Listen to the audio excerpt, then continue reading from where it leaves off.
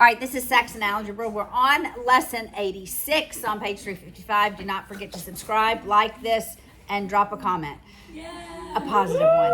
Okay. All right. Lesson 86 has 3 parts. The first part is greater than. And we're talking about one-dimensional inequalities or inequalities. All right, so let's just look at example 1. Well, no, let's talk about our options. When we're talking about greater than, if I have x greater than 1, what does that mean? It doesn't include 1, but what? Anything above. Anything above 1. So it could be 1.0001, right? And we're going to graph them on a number line. What if I did x is not less than 1? Whoa, that means it's greater Then if it's not less than 1, it has to be, and it has to be greater than or equal to 1, right? All right, so how are these two different? It's different in that this one can equal 1. This one cannot. So when I graph it on a number line, it cannot equal 1. So my indicator is an open indicator. That tells me it cannot equal 1. And the direction of the solutions for this inequality goes in the direction of the inequality. Okay? There's another way to represent this. It's not in your textbook. It's called interval notation, which is typically what your upper level books teach, as opposed to graphing it on a number line. Right, so this is not in your book. You will have to do it this way next year. Use interval notation. When it is not equal to, you begin with what looks like a parentheses. So it's not equal to 1, but it goes all the way to positive infinity. But it can't equal infinity because infinity is not a number, it's a concept, right? And so we use parentheses. All right, so we use parentheses anytime we have positive or negative infinity. And we use a parentheses when it is not also equal to, when it's just less than or greater than. All right?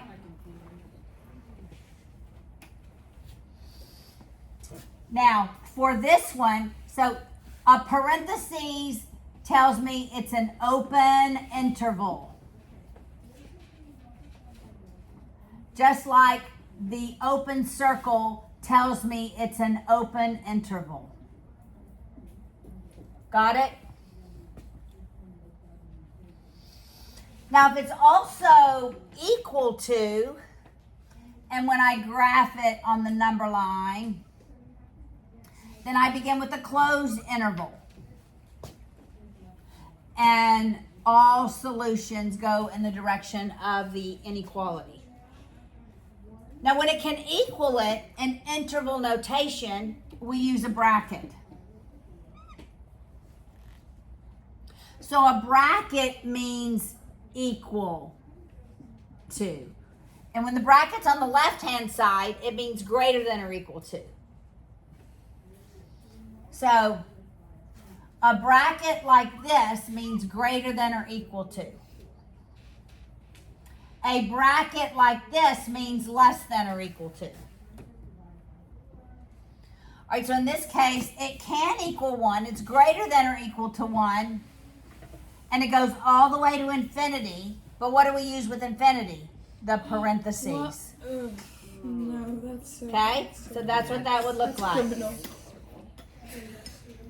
Well, you're going to have to use interval notation next year. We are not doing this next year. We are doing this. That's like little kids stuff. This is like little kid stuff. This is like big kid stuff. Big. Yeah. All right. So, does everybody listen? Yep.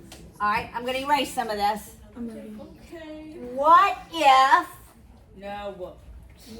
if I had an inequality x less than or equal to 3? What's the smallest value this could be? So it begins at negative infinity and goes all the way to 3. Can it equal 3? Yes. Yes. Okay. Graphically, this would look like a closed interval at 3, and it goes to the left if I'm graphing it on a number line.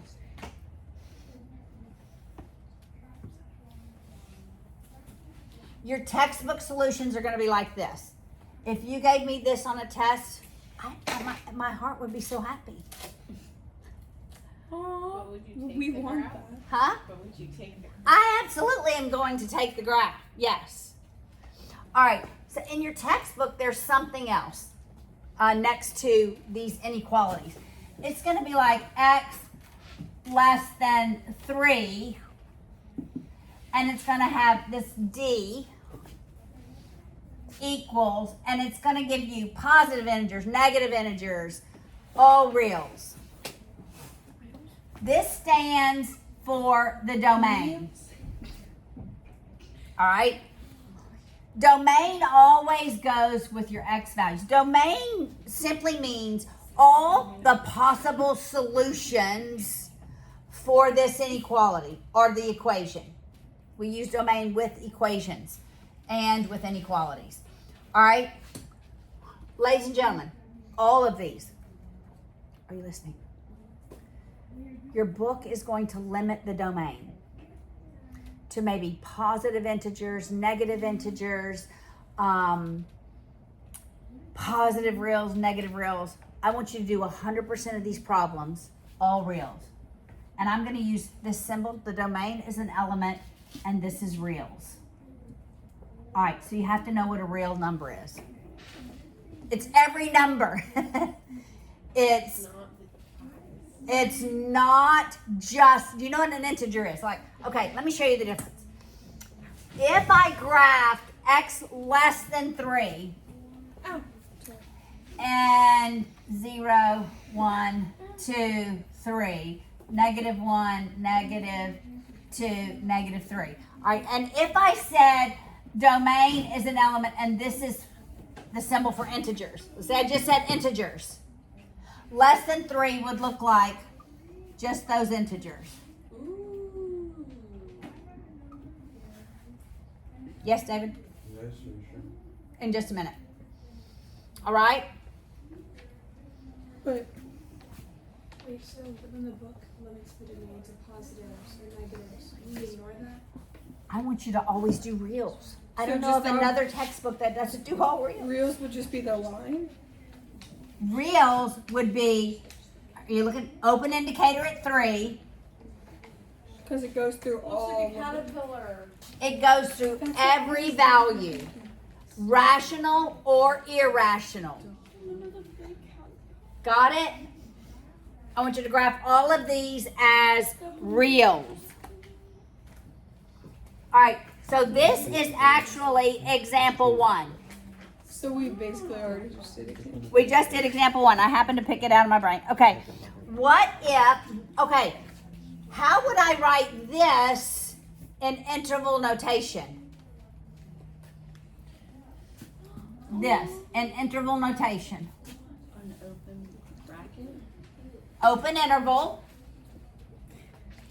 That open parentheses. It's a parentheses. Where do we start? Infinity? Negative infinity, comma,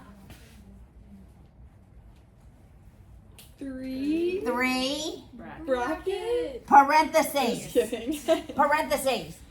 When do Wait, we wait, use the wait, why is bracket? it This one, parentheses not again? that one. Oh. This one. So it's not equal to 3. It's not equal to 3. That's correct. Parentheses means it's an open interval. You have an open, ladies and gentlemen, I need you to understand this is an open interval. We are going to use it with graphs. That means x cannot, y'all listen, x cannot equal 3. That's what that means. X cannot equal 3. But we're going to use it in graphs, and your graphs are going to be like, there's going to be an open interval, and it's going to continue. Okay, so it can't equal whatever that x value is. Yes, ma'am. So for our tests, if we did the line right, and then we didn't do the. I'm okay. That's Lanya. All right, look at the next example. X greater than -3. It's a little extra. That's right, because I don't know if people overseas know what lanyard means. And I actually have a couple people. Yeah, it means a little extra. Okay, there we go. All right, how do I graph this? How do I graph this? You have to have 0 and then you have to put -3, and then everything above the -3 is then. What do I have above the -3? What have I been calling it? An open interval. And everything goes to the right. Got it? How do I write this in interval notation? Open parenthesis, Yes. -3, Yes. comma, infinity. Positive infinity. And parentheses always goes with positive infinity. All right?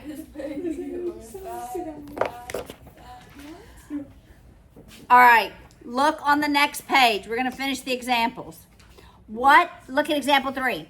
X not equal to or less than -4.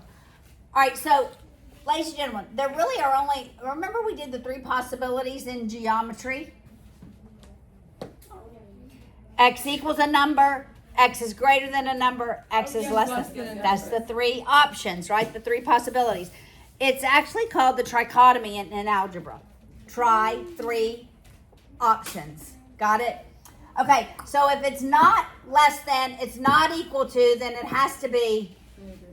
So X is greater than So that would be -4. the answer to the question. And then you graph it. At -4, we're going to have open or closed interval. Open, you see that? Correct. Open interval going in that direction. All right. Now look at the next example. 86.4. We have -x. Okay, I need y'all to pay attention to this one. -x plus 4 not greater than 2. If it's not greater than, it is less than or equal to. But I want x by itself, everything else on the other side. So I'm going to subtract 4 from both sides. I have the opposite of x less than or equal to -2. But do I want to know -x? Okay, if I look. When you multiply by a negative, the direction of the sign changes. I remember that. So when I multiply by -1, it becomes x greater than or equal to 2. That's the only time you change the direction of the signs, when you multiply or divide by a negative. All right, let's write this one in interval notation. What does this one look like in interval notation? Parentheses. Parentheses? Bracket. Bracket. 2. 2, comma, Positive infinity. infinity, Parentheses. parentheses. Yep. Got it? Notice we're doing all of these in reals because 86.5 is not in reals. It just says negative integers, but remember I said do all reals. Make your domain all reals. So this one is -x minus 4 not greater than or equal to negative 2. If it's not greater than or equal to negative 2, then it is less than negative x minus 4, less than negative 2. I'm going to add the 4 to both sides. I have negative x less than 2. But I'm going to, Micah, I'm going to You're going to multiply by negative. multiply by negative 1. I'm changing literally both of the signs, and I'm changing the direction of the sign. And y'all can graph that, right? Yes. So the very last part of this lesson is exactly what lesson 85 was, but instead of having rational roots, you're going to have irrational roots. A root is a solution. Got it? All right, so look at example 6 on the bottom of page 357. We have x squared plus y squared is 9. Y minus x is 1. Yes? Yeah. I'm going to move the x over through addition. Got it? So y equals x plus 1. Then I'm going to substitute this in for y. So that we have x squared plus substituting in for y and squaring that equals 9. We'll square this together. It's x times x, x squared. X times 1 plus x times 1 2x. plus 2x. Then it's 1 times 1, 1. I'm going to subtract the 9 to move it over and set it equal to 0. God bless you. So that I end up with 2x squared plus 2x minus 8 equals 0. I'm going to factor out a 2 to make it smaller. So x squared plus x minus 4 equals 0. Are there factors of negative 4 such we add them and we get 1? So how am I going to solve for x? Huh? I can't factor. I can't think of factors of negative 4 such that we add them. Square. What? I would. Quadratic formula. Okay, yes. All right, so x equals. Help me write it. The opposite. Negative. So negative 1. Negative 1 plus minus the square root of 1 squared 1 squared minus minus 4 4 times Negative 4 times 1. 1 times negative 4 negative 4 all over 2 times 1. 1. Listen, ladies and gentlemen, make sure you write what you're solving for. Everybody look, if this was y squared plus y, then I would be solving for y. I can still use the quadratic formula to solve for y. Just make sure you write which variable you're solving for so that you substitute it back into the right place when we're solving for, got it? All right. All right, so x is negative 1/2 plus minus something over 2. Square root of 17 over 2. I can't combine those. So I'm going to have a solution. That's my x, negative 1/2 plus square root of 17 over 2, negative 1/2 minus square root of 17 over 2. Now I'm going to plug both of them in to this equation to solve for the y value. It feels hard. I promise you it's easy. So y equals, I'm going to plug in for x, negative 1/2 plus square root of 17 over 2 plus 1. I simply have to combine negative 1/2 and positive 1. Negative 1/2 plus 1 is positive 1/2. So it's positive 1/2 plus square root 17 over 2. Got it?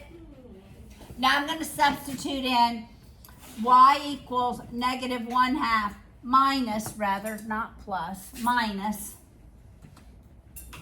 square root of 17 over 2 plus 1. Again, it's negative 1/2 plus 1 is positive 1/2. But now it's minus square root of 17 over 2. Notice what happens when we get this happens most of the time. When your solutions are conjugate irrationals for the x for one of the variables, then they're conjugates for the other one. Got it?